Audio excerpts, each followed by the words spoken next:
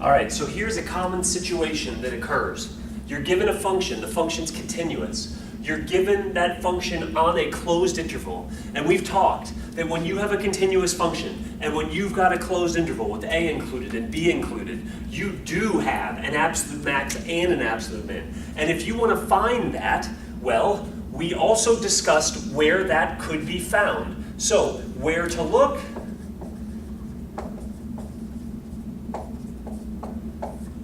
One, critical points. Remember, critical points are where you could have a local max and a local min. Local maxes could be your absolute maximum on your interval. It's possible your absolute max occurs where your function hits a peak. It's also possible your absolute minimum occurs where your function is at a valley. And the critical points, remember what critical points are. This is where f prime of x equals 0 or f prime of x does not exist. These points are of critical interest because these are the points where you could hit a peak or hit a valley. But critical points are not the only points where your function can hit a max or a min, because remember, your function might not even have a local max or a local min. Your function might be a straight line. Well, the other place where you would have to look would be at your endpoints. So what's the process to solve this? Well, first you need to find your critical points. So, first thing you do whenever you're trying to solve such a problem. So here, to solve, what are we going to do? Number one, find critical points. How do you find the critical points? Take the first derivative. See where the first derivative is 0. Rarely is the first derivative not going to exist. For that to occur, you'd have to have a 0 value in the denominator of the derivative. And frankly, when you're dealing with problems like this, most of the derivatives don't have denominators. So, find your critical points. Set f prime equal to 0. Solve. This is going to give you x values out. And whatever x values come out of this, if you've got x values of c and d, plug in those values to your original function to see what your function's height was at those points.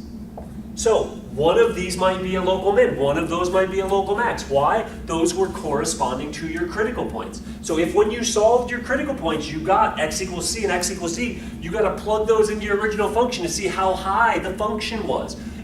Maybe you're at a max, maybe you're at a min. Where else do you need to go? You need to consider the endpoints. And that's not hard, because to consider the endpoints and the function values there, you just have to compute f of a and f of b. So, let's do an example to see this in action, and then we can sort of call it a day here, I suppose. So, example. Let f of x equal, let's say, x squared minus 4x plus 8. And let's find the absolute max and min on the interval. Let's go -1, 3. Now, note, you've got a continuous function. You've got a closed interval. You know you have an absolute max or min. So, we know we can find our max and min because we've got a continuous function on a closed interval.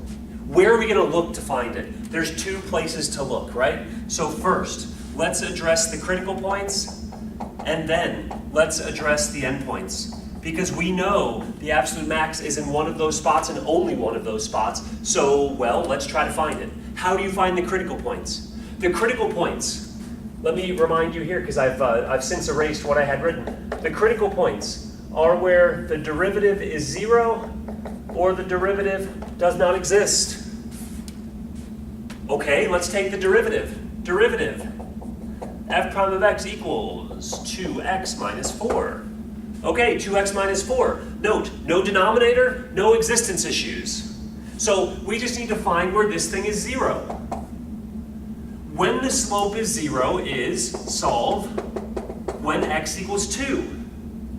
X equals 2 is a point that we need to know how high our function is at, because this is a point that might be our highest value and might be our lowest value. So let's test that value by putting it into our original function to know if what height our original function is at that point. Because you know, when you plug into the original function, that just tells you where you're at along the y-axis. So, plugging in here 2, that's 2 squared minus 4 times 2 plus 8. That comes out to be 4. So, we'll see in time whether this is the biggest or smallest value that we get. But we know, at the very least, our function has a value of 4 at this critical point.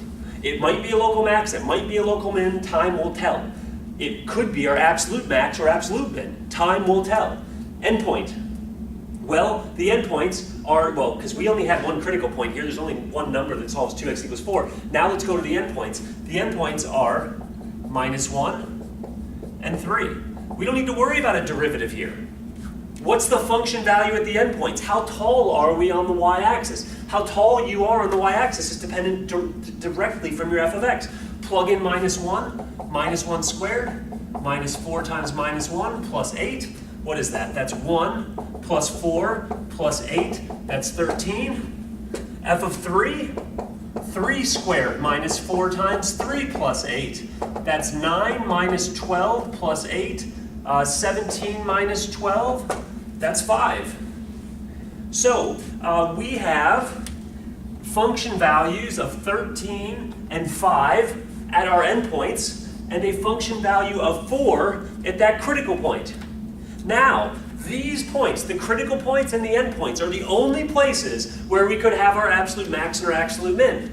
And when you look at the values, when you look at the f of x's, when you look at the y values corresponding to these particular points of interest, you can see how tall the function is tall at that point. 13 units tall, 5 units tall, 4 units tall. One of those is going to be biggest, and one of those is going to be smallest. The biggest you can see is 13. So, what is the absolute max?